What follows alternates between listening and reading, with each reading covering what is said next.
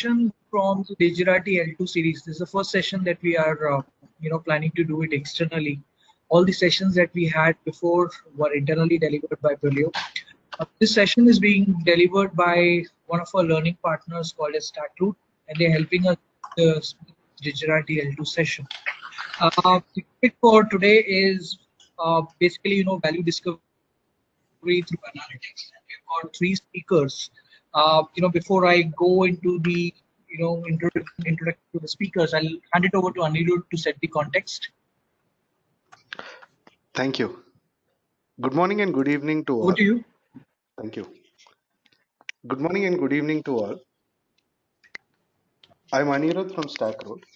It is my pleasure to welcome all of you to today's webinar on value discovery through analytics. Please make a note of my number on the screen for any technical difficulties during the webinar. Along with me is Shivkami in support, Dr. Yogesh Kumar Bhatt, Executive Vice President and Business Head of StackRoot, and the presenters of the webinar are Nagendra Prasad, Sudeep Prasad, and Anirban Ghatak. Kindly keep your microphones in mute. Please keep sharing your questions in the chat. We will take up the questions at the end of the presentation. Look forward to seeing active participation in the poll questions as they pop up.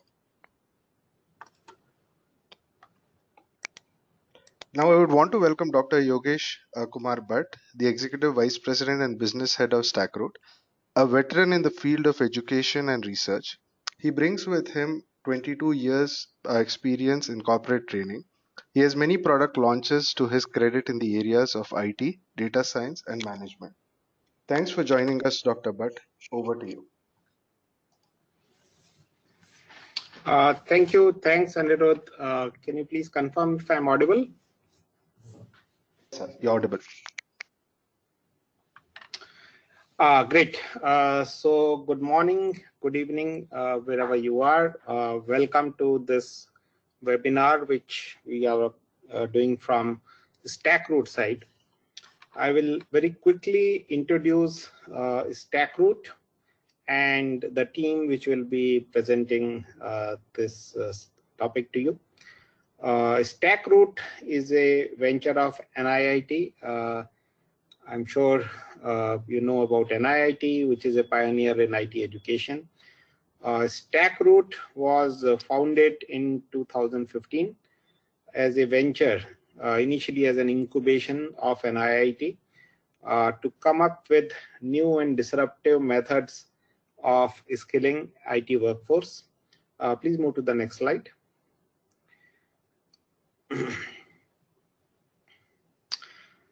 So since 2015 to now, over about 4.5 years, we have achieved many milestones. You can see that our flagship product with which we started, that's called as Immersive program or StackRoot Immersive.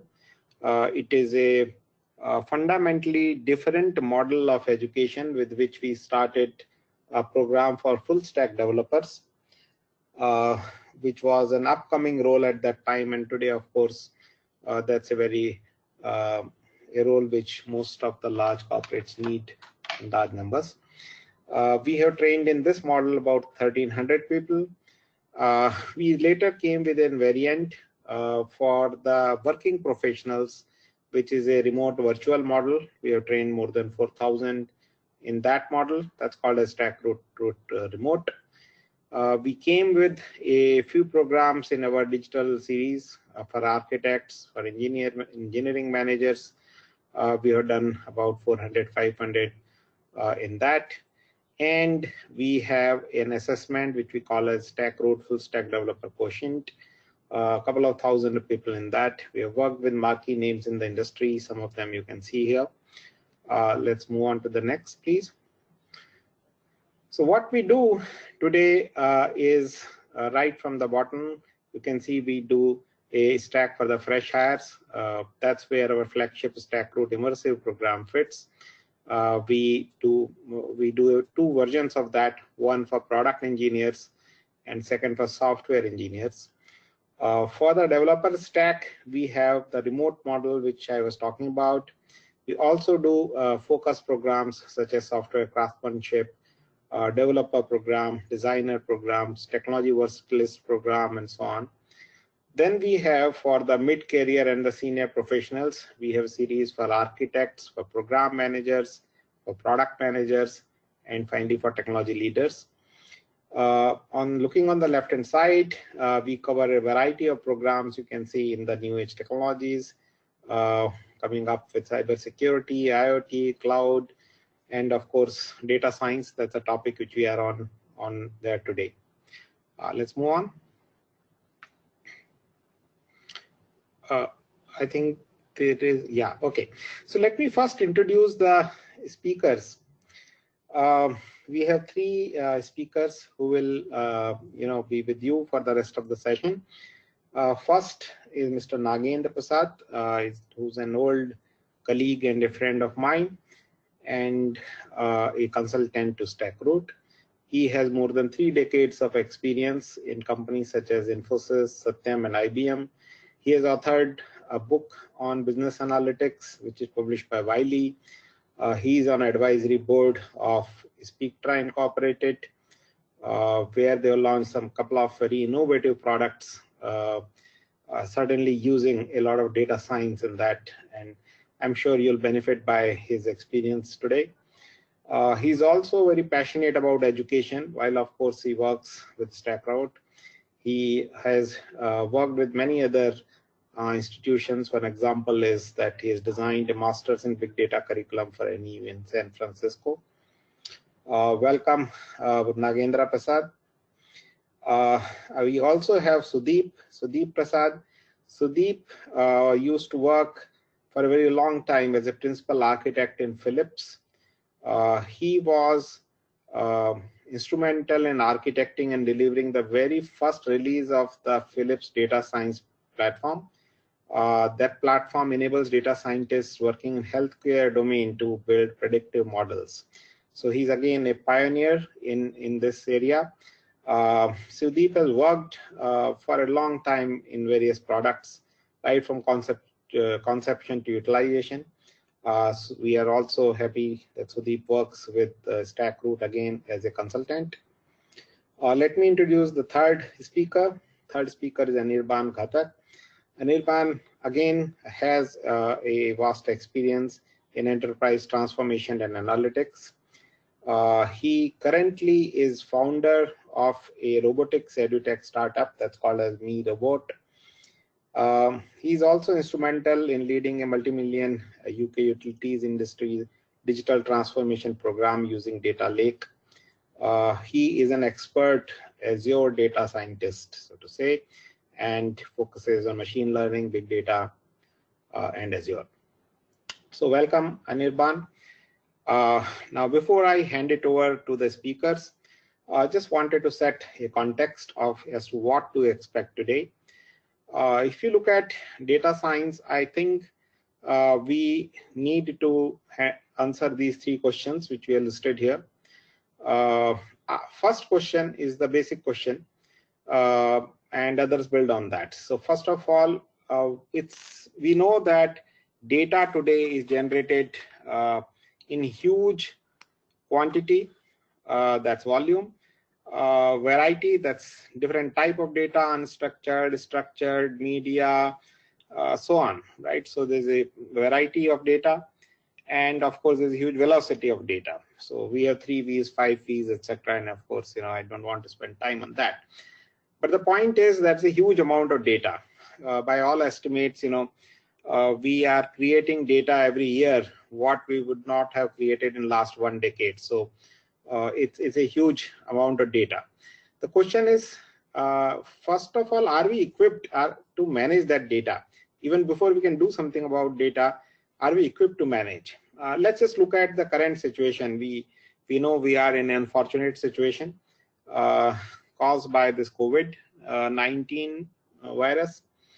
And so I was just reading the news item as of today morning. There are 2 figures which were available. One is from ICMR about India, I'm saying, of course, and the second is from the Ministry of Health. And both figures are not matching. One is lagging the other. So obviously the data is not managed well. And of course, I'm not saying there is a finger pointing here. Obviously, there is a huge challenge there because this data is emerging. There's a complex challenge to collect it. It's being collected across hospitals, across states, across various government agencies, and flowing into system. But the point is there are only two nodal agencies, and both today morning came out and gave two different figures. So that's the challenge of managing data. If we cannot manage data well, then obviously next steps become more difficult. Now let's look at how do we get value out of data. So first value out of data is just presenting the right data to the right set of people. Do the right set of people have access to the right data? So in case of COVID again, this data, if is accessible to right, say, the administrators in district as to what is happening in their district, where is the COVID situation, that helps them decide which area to lock out completely, which area can have some relaxation, which area should be a total isolation, so on and so forth, right? So that's the value of the data. But if the data is not managed, you cannot derive value.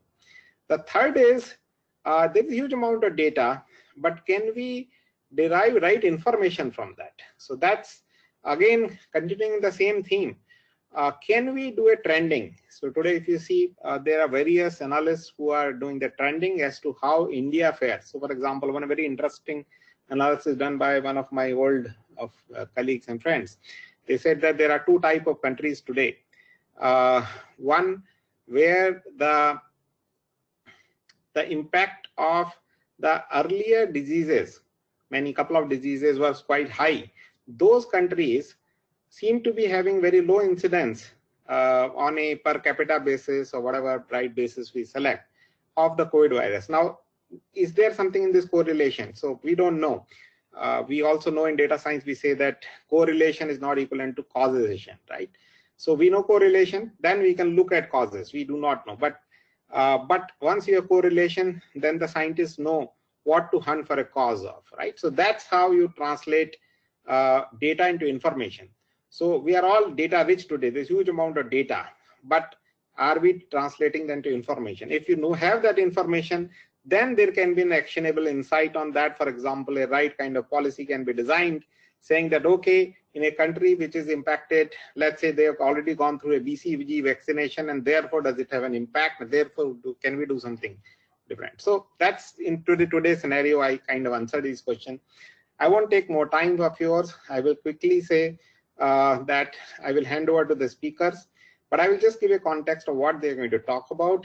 Nagendra Prasad will talk about his own insights. I told you about the kind of projects he was involved in.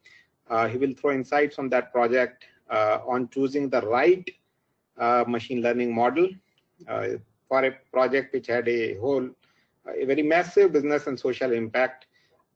I'm aware of that project because I was one of the users of the application which they came up with. So that's the first. Sudeep will come about insight to action. Remember, I was just giving some information on that, some initial thoughts on that data insights, how it can be translated into action. And finally, of course, Anirban is going to talk about, is data reliable enough for getting insights, right? So if you want insight, you first must have a system by which you can figure out is data reliable. Then only you can derive insight, and if you have right insight, then only you can draw right action. So therefore, all of these three topics, I think, fit well with these three key questions which I talked about. With that, I will hand it over to the speakers.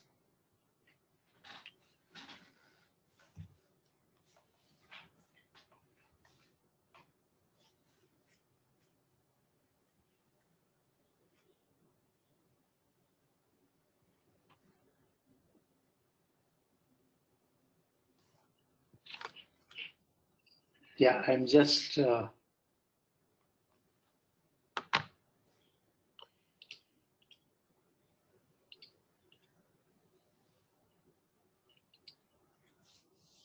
give me a second. It's asking for some permission.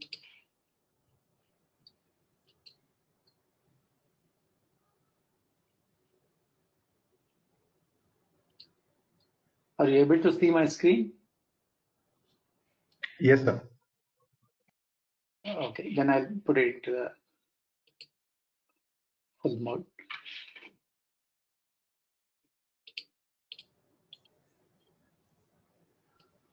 Okay, thanks, Dr. Yogesh, and welcome every one of you for this short session on sharing my experiences about building a fairly large platform that involved extensive use of machine learning, analytics, and a variety of things.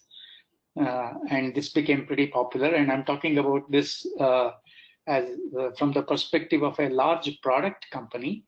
But most of the principles that we will talk about are very much applicable for directly to yourselves as well as your customers who are going to be using machine learning, analytics, and data science in their own journey. So as Dr. Yogesh talked about, we are all very familiar with three things.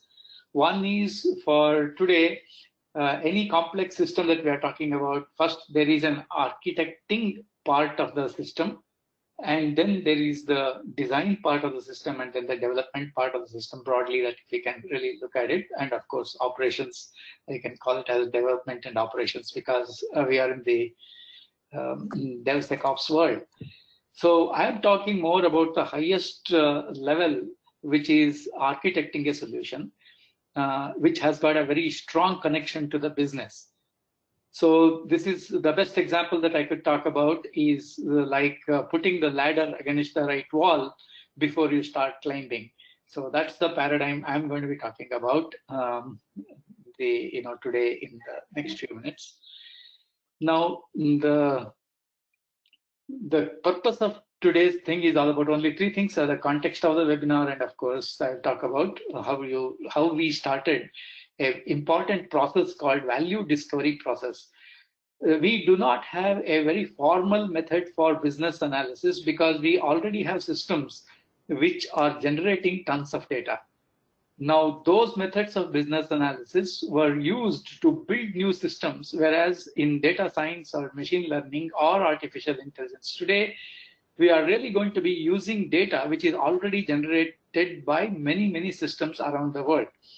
Now, this in a simplified sense, you can consider this like a business analysis for business analytics or machine learning, data science, artificial intelligence, whatever you want to call.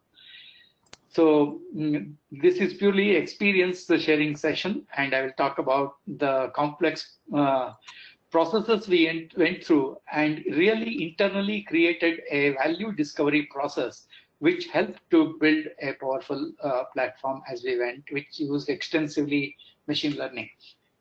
So we all know that there are every organization in the world is interested in leveraging analytics, machine learning, data science, and artificial intelligence as we speak. Now, we also know all these are having a huge business and social impact. We know how Uber has made our lives very different, how Amazon made our life very different, how Netflix has made our life very different. So such paradigm shifts are possible, and I'm going to be talking about one such thing, which is in the field of education. So obviously, all these things are heavily dependent on the quality of the data, and that's also one of the most important things that we are going to be talking about today in the last session. And every single opportunity that when you have a chance to look at the data is an opportunity for innovation. And if we are getting the right recipe in the right time, if you are in the right place in the marketplace with the right solution, we can absolutely grow this opportunity into a very huge business value proposition. But we have to really be there to support decision making at various levels, because in any organization, data and information is consumed at various levels in the organization. And so it's important that we understand all the stakeholders and what they really are looking for. And because we can really look at the algorithms, and because it can learn continuously, we can enrich the entire experience continuously. And we all know that we don't use anymore or very rarely use waterfall model in our projects, because the problems that you discover downstream are really going to be very expensive, and by then you really have a huge challenge in terms of you have already invested so much of time, effort, money, everything into this. So the solution is discover the value of whether it is analytics or machine learning or data science as early as possible in the cycle. So the context I'm going to be talking about is about automated assessment of English language fluency. This is a very common problem, and many of us would have seen these kind of reports. I'm just taking 3 simple samples here. Aberdeen Group said that 94% of the businesses consider interactions using English as one of the very important requirements. And so the people who are involved, they need to be fluent in English, and they must be able to express themselves with clarity and with a clear purpose. Now, we also knew that I'm talking about this project about 8 years back, and the employability rate of software engineer coming from fresh from the college was about 3.4%, as you can see, and rest of them went to BPO or the KPO, whatever we call it as BPM, Business Process Management Services today. Overall, if you even take that, only 20% of the engineers were employable. And one of the major reasons that was attributed to this, that most of these people who did not get a job were not able to speak fluent English. So if this problem could be tackled using the technologies that we know, then it would have been a very wonderful thing. And that's what a very fairly good product company in the United States itself was wanting to be part of that. The interesting thing is they were very ahead of the time, and they had formed what's called as a product advisory group, which had CEO, CTO. I was representing the entire product decisions, and there was definitely the English language expert who was specifically hired for this, and a customer experience expert. So 5 of us together would make any decision regarding the what would that organization do in the future. So see, what were the alternatives available for that at that point of time? Of course, there was British Council, and you had to pay money, and you could even take a personalized interview, and there would be assessors who would really come and really look at the skills of speaking, the interaction, as well as written English and everything, and they would give you a score. Similarly, there were competing things like Cambridge English Test, TOEFL, and there were many other third-party solutions as well, specifically for airlines industry, because the etiquette and English language was considered as a very important thing there.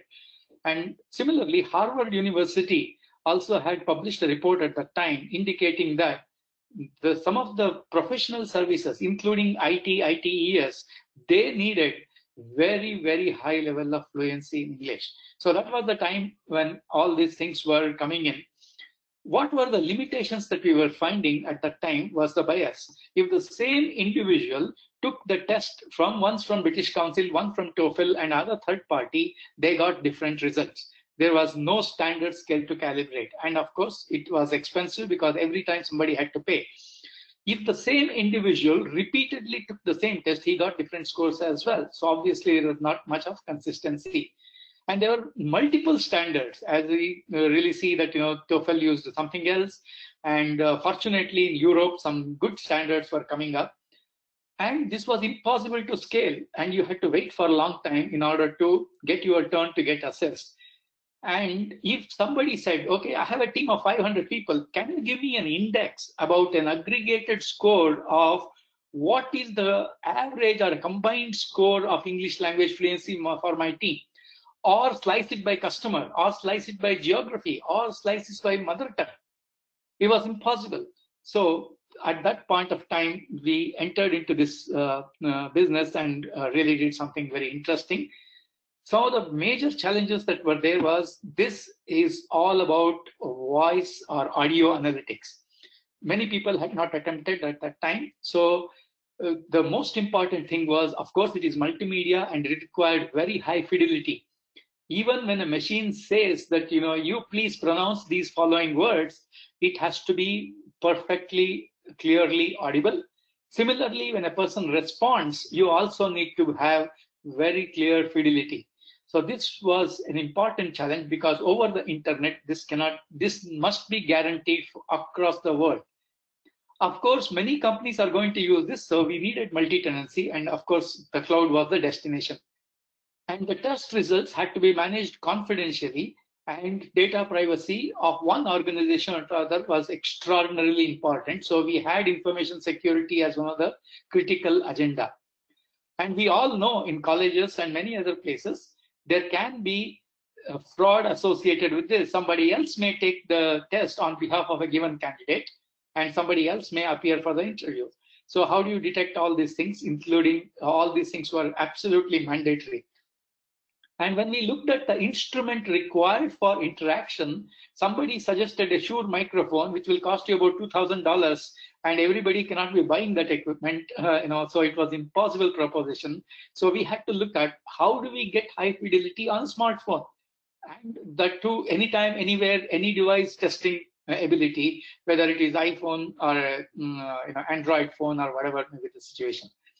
Nobody wants to take the test again and again. If it fails for whatever reason, he must be able to checkpoint and restart, however, whatever may be the situation. Similarly, all people associated should be able to get dashboards, scorecards, etc. in various slices and whatever the way they want. So in all these situations, there was one wonderful framework called Common European Framework for Reference for Languages called CEFR. And fortunately, we were able to get an expert on this and really put together and overcome all these constraints. So we also worked with one of the consultants who had worked with Microsoft, Bain and Company in consulting to create very high quality structured value discovery processes. I will talk about a couple of references towards the end of my talk. So here, the number one thing that was required was trustworthy data. So we were trying to climb the cliff of this order. And what was the most important thing that was required for us to focus was getting trustworthy data source. Whether it is structured, unstructured, machine generated, it doesn't matter. In our case, it had to be very trustworthy data. Then analytical application performance was an important thing because, as we know, just like in Uber, the moment you look for book a cab, and you are really looking at almost every second where that guy is. So similarly, a person who is looking at the test, he is looking at how much test is left out, where am I, and how do I get the score, what recommendations I can get in order to improve myself. So the customer experience or experience of the person who take the test, as well as the experience of the managers who consume this data, were very, very different kind of personas, and people who administer these tests, who author those tests, everybody had to be consulted to get all the personas and their impact. So obviously this will, if done right, can produce really a very different business success. So we created, with the help of consultants, what's called the value discovery process. Typically, I'm explaining this from a perspective of a product company, but we have used this in consulting practice across many companies, even for smaller projects. It doesn't mean that it has to be a mega project and then only to work. No. In a 2-day time frame, people have been able to discover phenomenal results by using this value discovery process. There are 7 steps in that. I will tell you here. You can see obsession with customer experience is the number one thing that they taught us in this value discovery process. So experience is equal to dollar. The test experience is the only reason why somebody will come to us, and the reliability and the accuracy of the test and repeatability, consistency is the way that one could make money here. And we were unreasonably aspirational because we know that in the world there are many accents, many different types of approaches to assessment, and so we had to come up with a universal model. So we had to cultivate unique digital talent, which we wanted for this project. So we had to tie up with certain universities who had done extraordinary work in the area of audio analytics and video analytics. And they were very happy to collaborate with us. And that was a big thing in terms of bridging the talent gap. We had to acquire new capabilities. I will touch upon one or two things. For example, security. How do you turn on the camera once in a while to find out if somebody is behind you trying to help the candidate? Or can we get a voice signature of this person who is speaking so that when he comes back again to take the test or appears for an interview, I can use machine to validate if the same guy is here in front of me. So these were kinds of new capabilities that we had to get. We were quick and data driven, and we followed the money that because we were able to reduce, if the British Council test takes out $20, we were able to do it for $2. And we had to challenge everything because fidelity was one of the challenges I talked about. Content Delivery Network, or CDN, became the solution for us in order to ensure that every single individual got the right bandwidth and also the content fidelity. So we built this solution, a very simple solution. I'll just explain in a second. Ideal pronunciation is created as a dictionary, and this has got 7 or 10 varieties because there can be small variations which are all acceptable. And when somebody speaks, the input speech is converted into phonemes or broken down into phonemes, and each phoneme is compared with a standard phoneme available. And while comparing, this is an anticipation engine, just like anomaly detection. It's a variant of anomaly detection engine. And wherever there is a deviation, it captures the deviation and it ranks the deviation so that the pronunciation which has the highest distortion comes on top. And there is a scoring algorithm based on the CEFR standard, which would tell you whether it is a green, orange, or red about the things. And so we were able to measure many, many parameters, including rate of speech, pronunciation ability, hesitations, pauses, and including, interestingly, on the fly, we were able to convert the speech into text and even verify the grammatical errors the person made during the speech. So this was done all because of the unique process that we embarked on, where we were able to understand what are the levers that we had in order to make this entire thing successful, which is again value discovery for different personas, for different stakeholders in the organization. So now, having got all these things, the most important thing is that it is not just testing. Just like today, COVID testing is not going to help, you have to treat.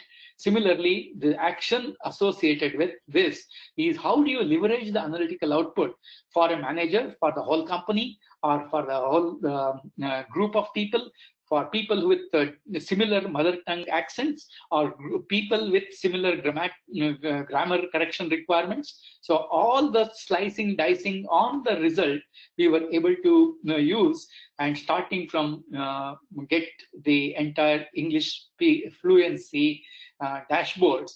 And we were the first in the world to produce an personalized infographic with recommendation as an output to whoever took the test. So there was absolutely no one in the world who automatically generated an infographic which pronunciations you are good and what improvements can be done with recommendations personalized to each individual.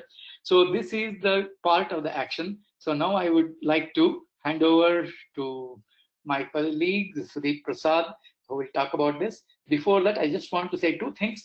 If somebody is interested to know more about this, there are 3 fundamental things that are associated with this. One is what is called value pyramid, which is worked by Harvard and Bain company, and the platform concepts associated with, there's a platform university today available, and a lot of information about Center of Excellence on Analytics and Maturity Models. This process is a combination of all of them. And thank you for being with me. And back to you, Anirudh.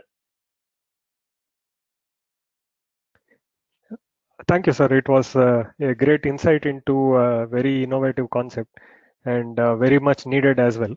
Maybe sometime I will also want to use it to check my grammar and things. Yeah, it was a nice experience you related. What I would like to relate is taking actions based on insights. Like RNP said, yeah, getting insights is very difficult sometimes, but then it is not of much use unless you do something with it.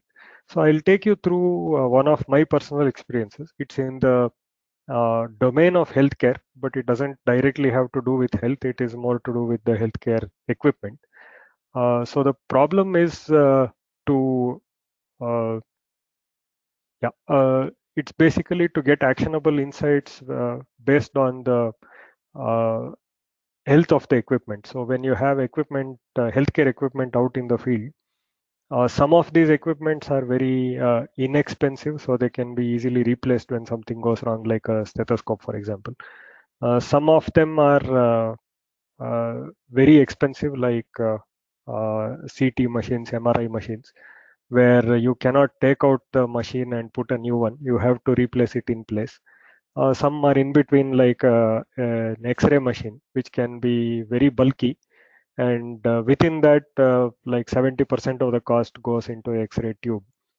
So these are different kinds of X-ray equipment, and for a hospital, it is very vital to keep all of them running. Is one of the concerns. The more important concern is, of course, to keep them safe. So an X-ray machine should not give X-ray more than a particular threshold and things like that. So all of this comes with periodic maintenance and reliability.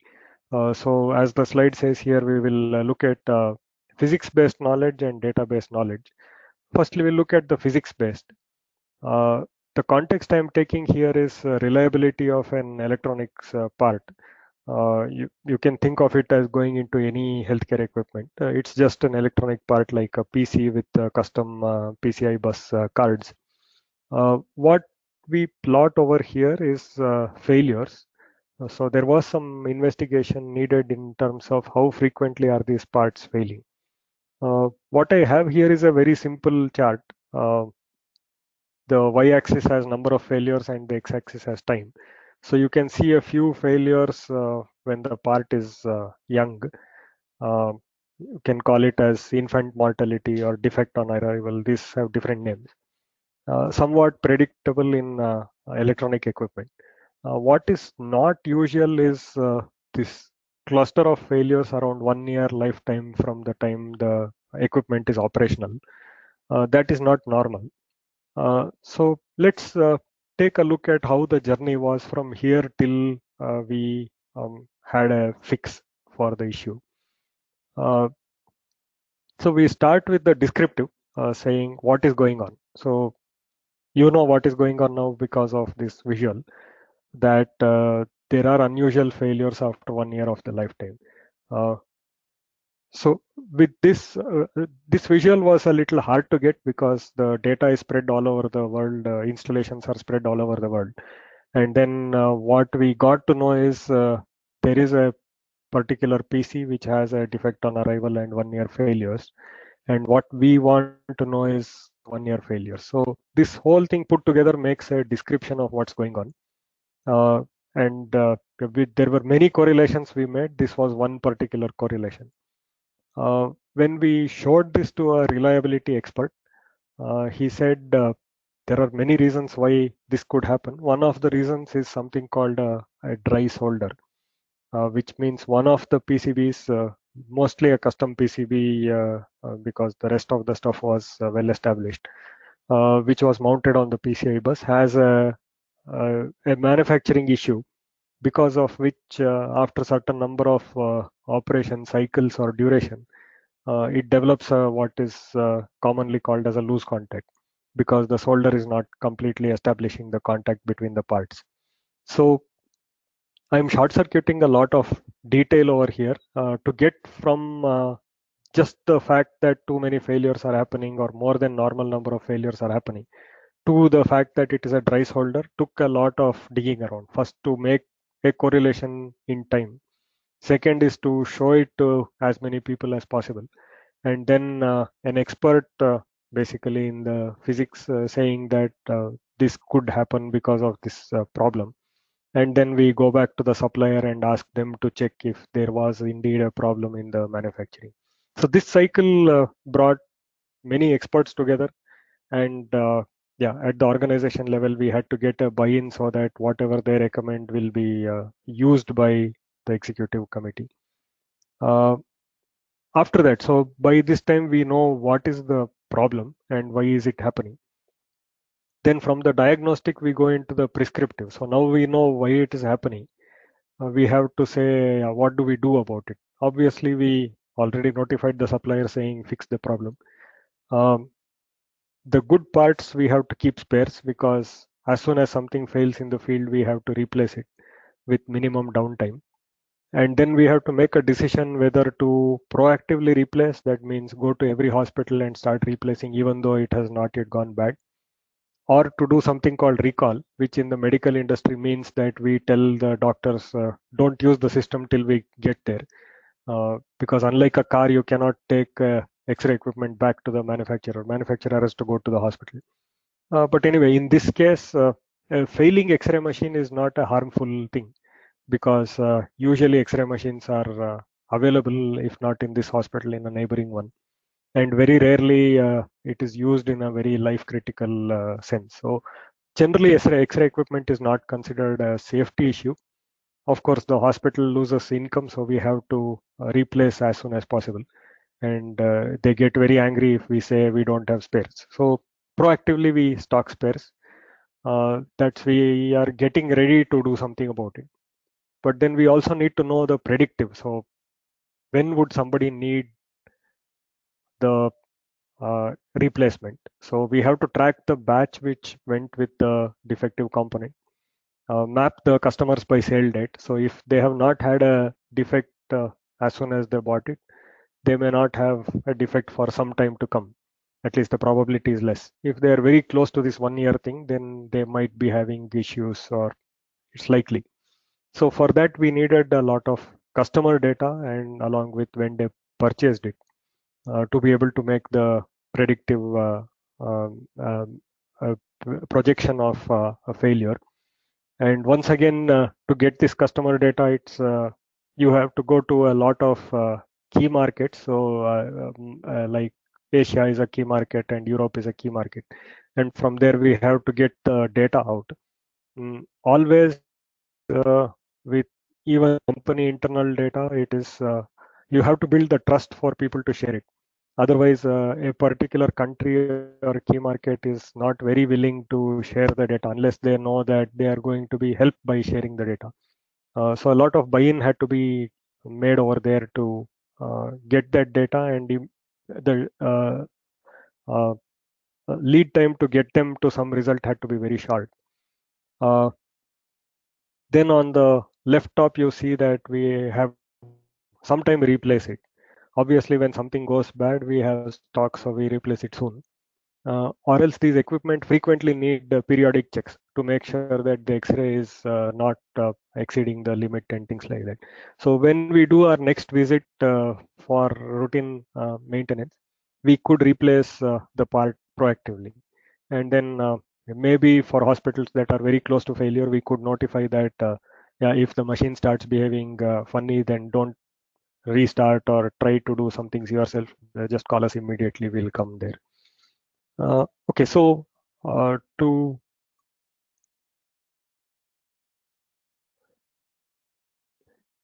we need information on maintenance cycle. So which model of the machine has this part and when is the next maintenance cycle? And finally, we need the field data back to verify that everything is good. Because once we have replaced all these things, is the problem no longer happening? That is completing the story.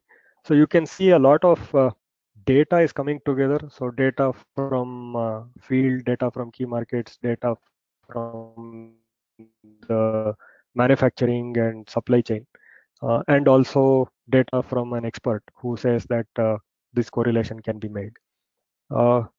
This was a cycle where actually the amount of data crunching we did, it's not so profound. All it required is a correlation between failures and time. But the impact was extremely profound.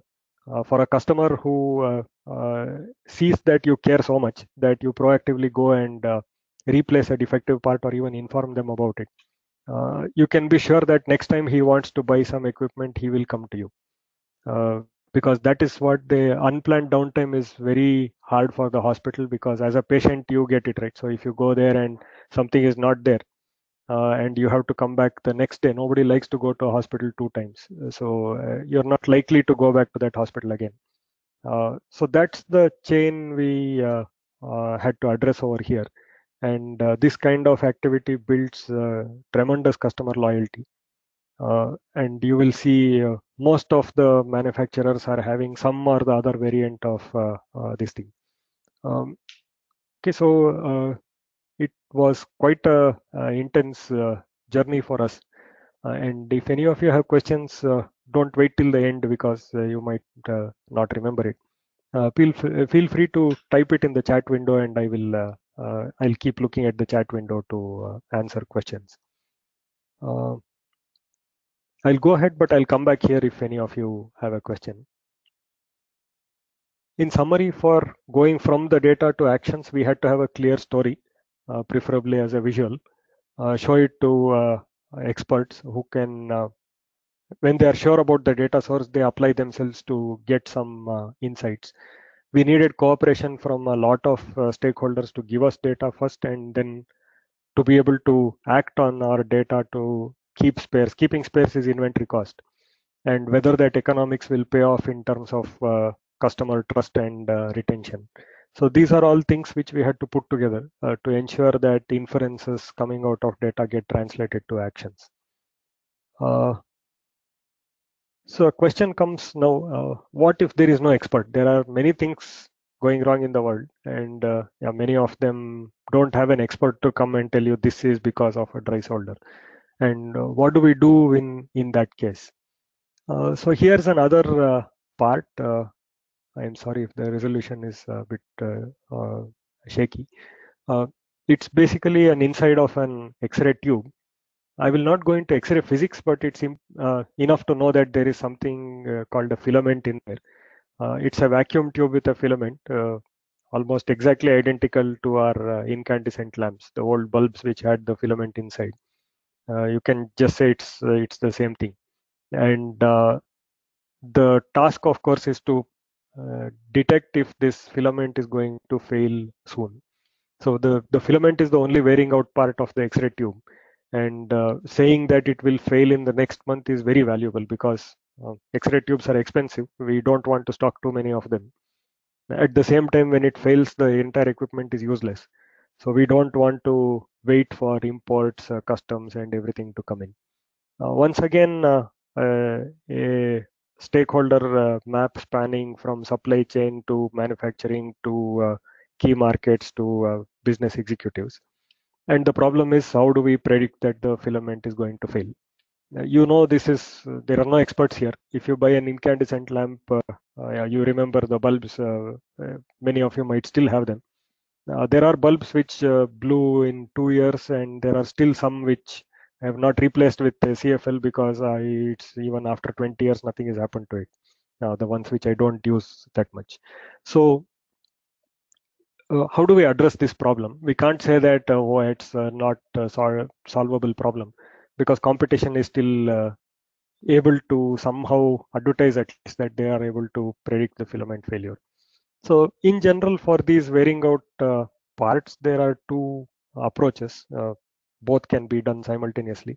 One is to ask how much has been used till now, and the other is to ask how much life is left. So if you take an analogy of a car, if you want to buy a car, you might look at the odometer reading, the mileage.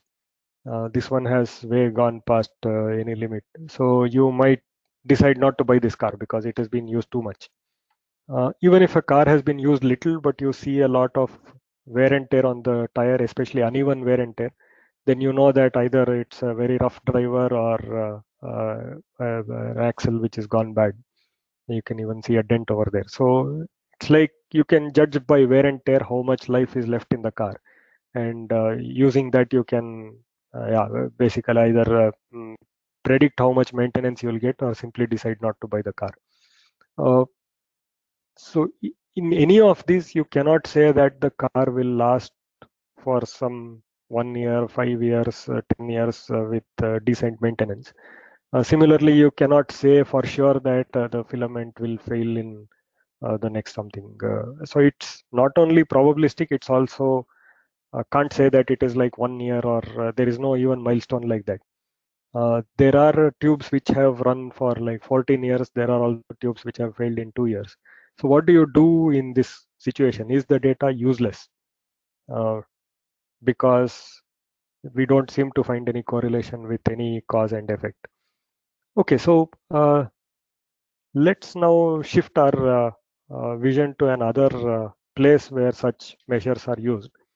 So in this kind of problems, it's better to spread our net very wide and see whether healthcare or not healthcare or any other kind of thing. Who else has used probabilistic methods of determining lifetime?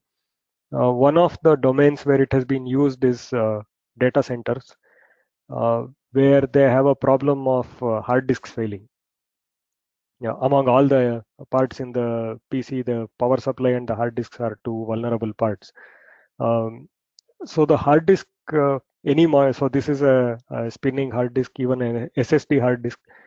There is a standard called SMA-RT, and that standard outputs certain measures like number of read retries, number of failures, and things like that. And because there is a retry, it doesn't mean that the disk has to be replaced. Disk routinely fail and retry reading of data. So instead of saying which disk will fail on what date, it's an as of now impossible problem. We use probabilistic data to make inventory because statistically relevant data can be used for controlling inventory. So instead of waiting for a hard disk to fail, then ordering it, waiting for a couple of days for it to arrive, we can say that in this data center there are, let's say, 70 servers, and among them around 5 of them are reporting repeated failures more than what they were doing around a month back. Then maybe we keep 5 plus a buffer number of hard disk in stock. So this is what it is. For example, Google uses in their data centers. And now you know what we have to do, because the tube is very expensive and it's very hard to stock enough numbers. We could use the data. Once we have domain expert adjacent industries like the data centers and business objectives, which is minimum downtime for a hospital. Then we say, okay, what is happening is the tube is the filament in the tube is wearing out. What is possible, of course, is to keep enough stocks. We cannot. It's not, as of now, not possible to say that your tube is going to fail tomorrow.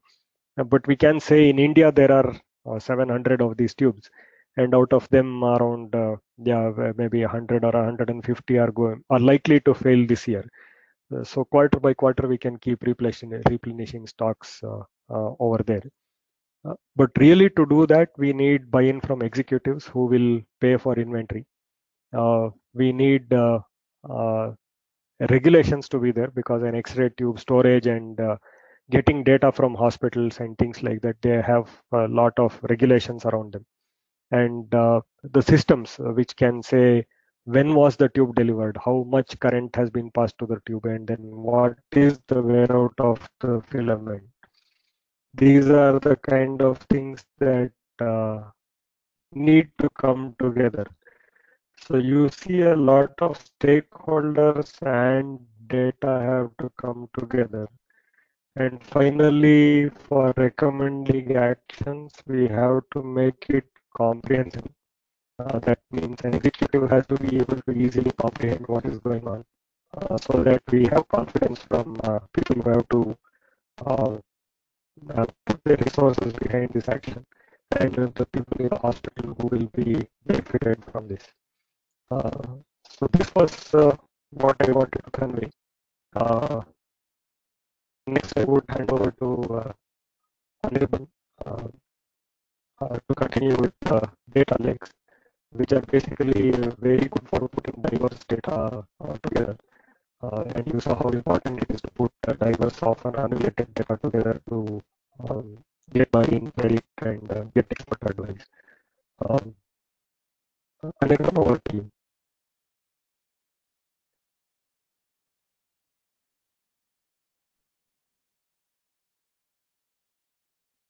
We'll just wait a couple of minutes for the screen to switch.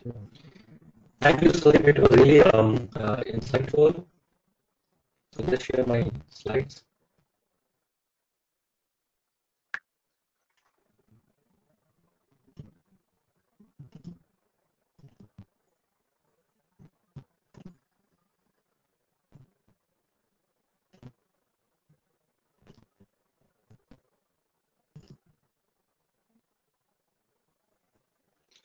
So good morning and good evening to all of you.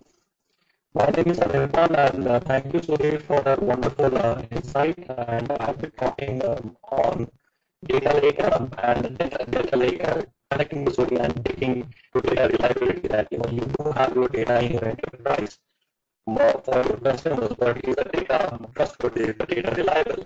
And where we are in the world of big data and machine learning in terms of data reliability, and what are the challenges and what are the solutions. Now let's take a step back, guys. Let's take a step back because this is a wide forum and all of you have diverse value that you are bringing into this webinar as participants. And just to make sure that we have a baseline approach towards the next section for data lake and delta lake. Let me share the big data timeline for all of you just as a refresher. The big data paradigm started somewhere in 2005, which all of you know with Hadoop, and then in 2009 we had a technology called as Spark coming out from a group of young scientists from UC Berkeley, and they brought in the concept of in-memory computing. And then somewhere later you had the concept of data lake coming in. 2013 got in a product called as Databricks in the market. And the concept and the product which I'm talking today based on data reliability is Delta Lake. And this is latest technology. This is almost a year old, somewhere between 10 to 12 months old. And this is to also show you the lens which you see. The discussion which I'll be taking over in the subsequent slide would be focused on these three stacks, primarily on data lake and delta lake. But this was to just bring all of you on the same page in terms of what I'd be talking. Now, I would also go for a quick poll because I would love to see that what are your views? Yeah. Anirban, your screen slides is not visible. Can you just reshare your screen? Okay.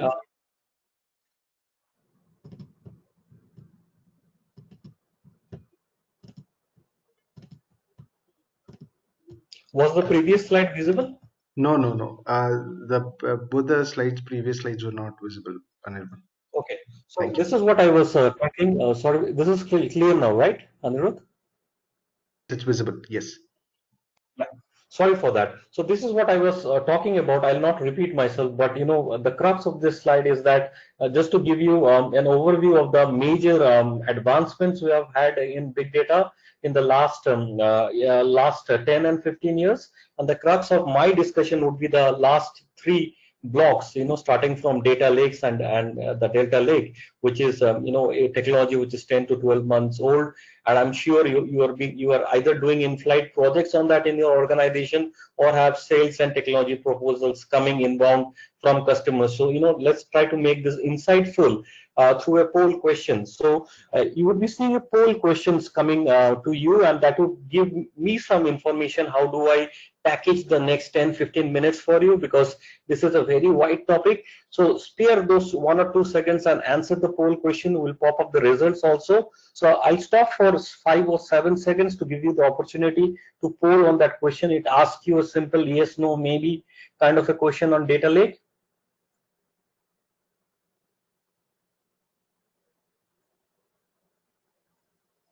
So I'll give you 3 more seconds just to get the response coming up. All right, so I think we would be ready with the poll results. And yes, it's a 50-50 audience. That's great. So half of you have been involved in sales proposal delivery with data lake, and the other half, 50% of you are saying that you've heard the term, have some idea, but you would love to know more about it. So that brings us into a perfect stage to start. Now, first I'm talking about data lake. Now, it all started with a blog. The blog was by a gentleman called as James Dixon, and it's a blog which was 10 years back, and in which he compared your traditional data mart as a bottle of water, and then he gave a picture of a beautiful natural lake in which there is very clean water, and you can go with your business case as a picnic and you go and mine your water depending on your budget and your need. You take a bucket with you, you take a bottle with you, and then you extract the water out of your enterprise data lake. This is what the overall approach was, that I'll ingest everything into my enterprise data lake. I'll do my analysis, and majorly the questions which were asked were unknown questions which are difficult to understand, and which needs a lot of historic data. It was quite strategic questions that were used for data lake analysis, and then you do the structure of how you want to extract the data at the end, unlike an ETL where you are doing at the beginning. There was also an open source architecture called as a Lambda architecture, which is still used extensively, but it started getting used because enterprises wanted to take advantage of both streaming ingestion data and batch data when they were dealing with data lake. So in case you haven't checked out this blog, it's a historic blog. James Dixon has still kept that blog alive, and there is a link at the reference in the video, and you can look into it. Now, somewhere in 2012, 13, 14, those time, enterprises started looking at ways to implement data lake, and there were some places where they went wrong, and some places they went wrong majorly.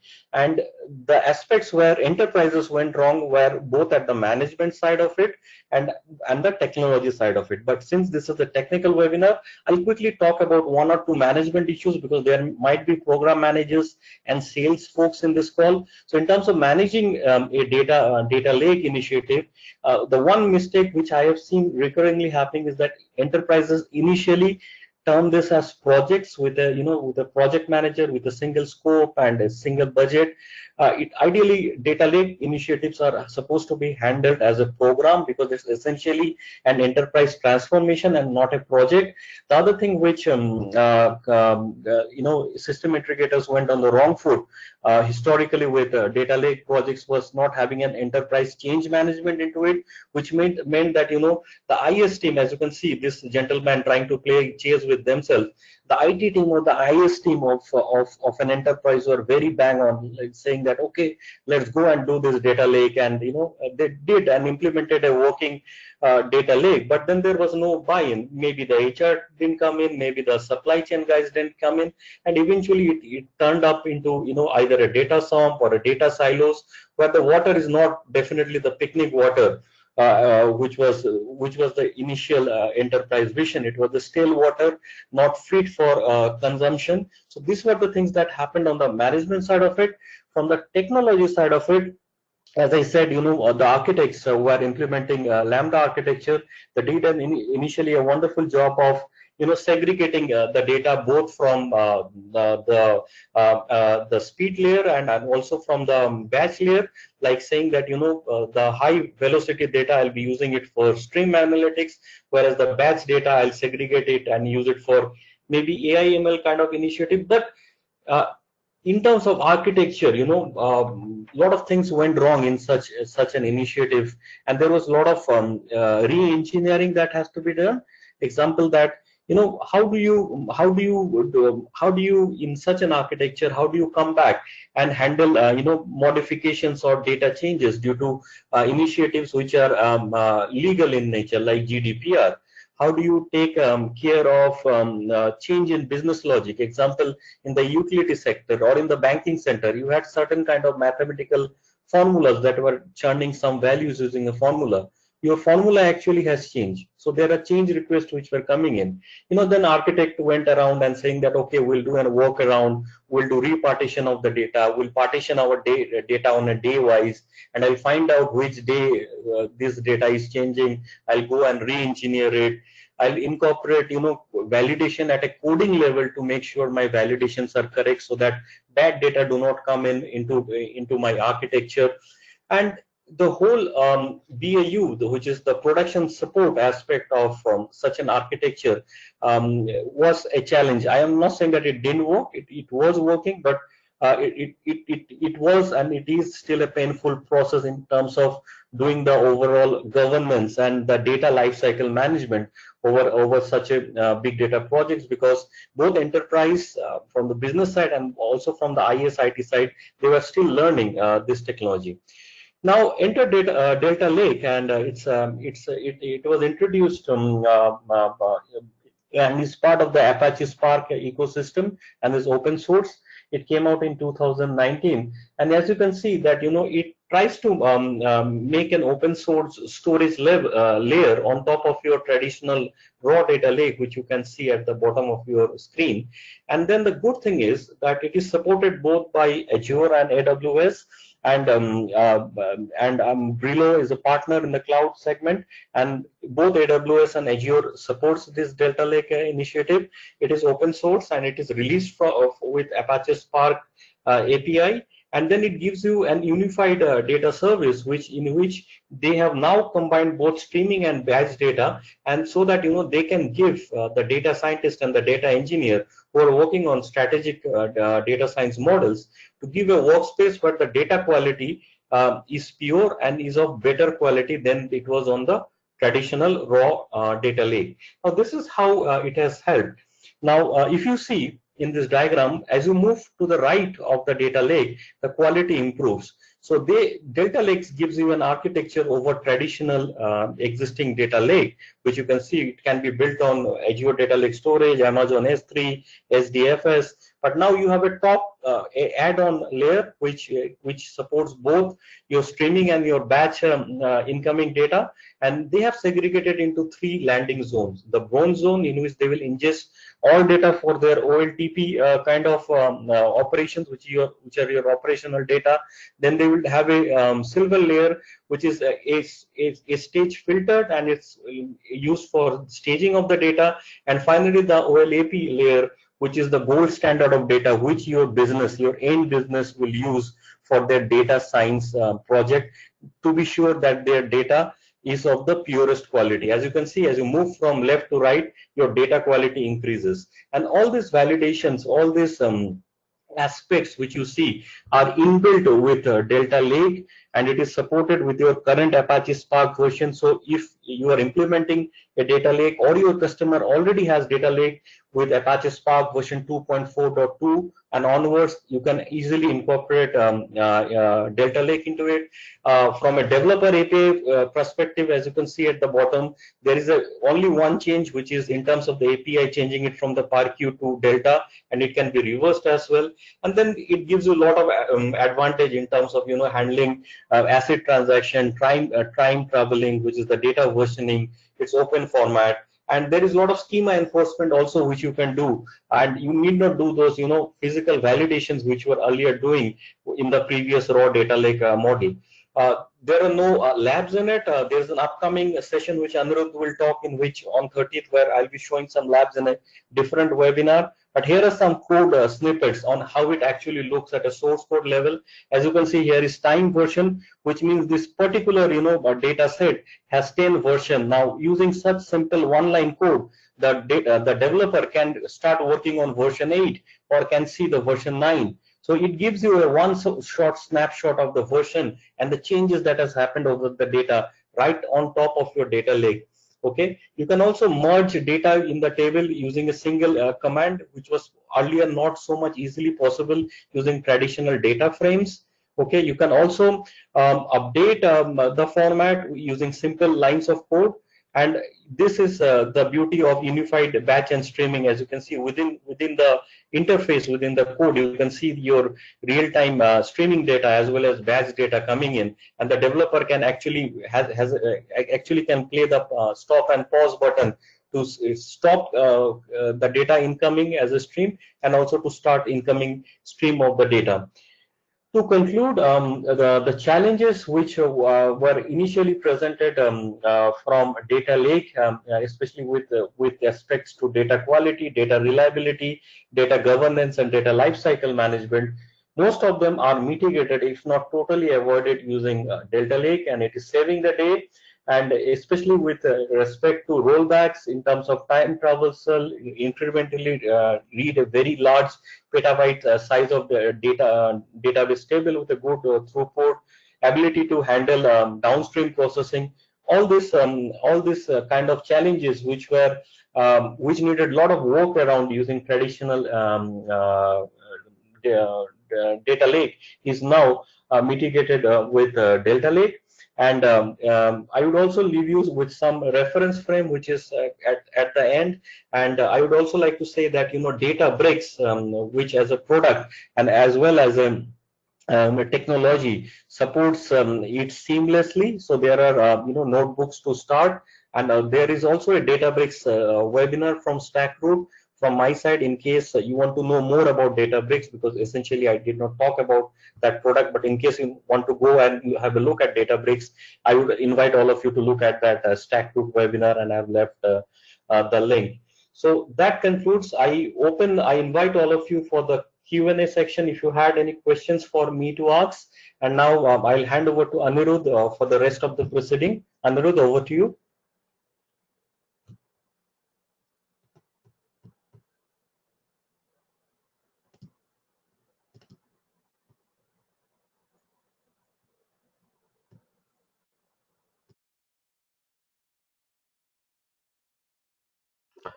Yes, I would request anyone who has questions to please share you can raise your hands, I can unmute you. We have R. Nagendra Prasad sir, Sudeep, as well as Anirban.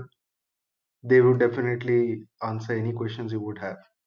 You can just raise your hand or type in chat. I can unmute you.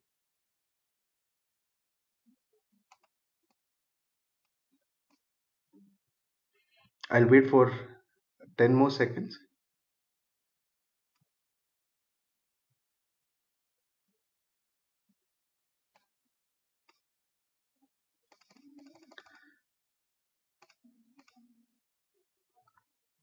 Okay, so I don't see anyone raising their hands.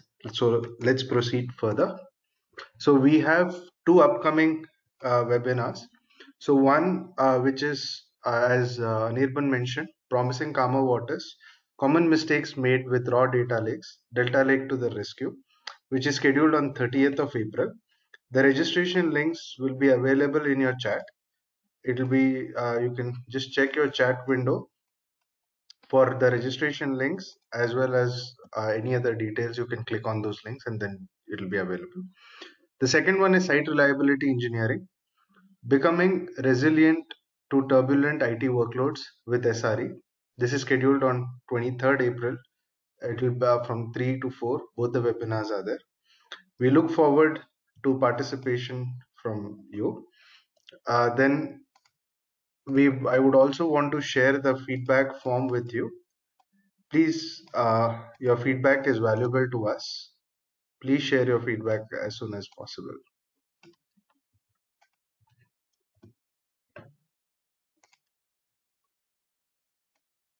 I would give some time for people to click the links, or anybody if they have a question.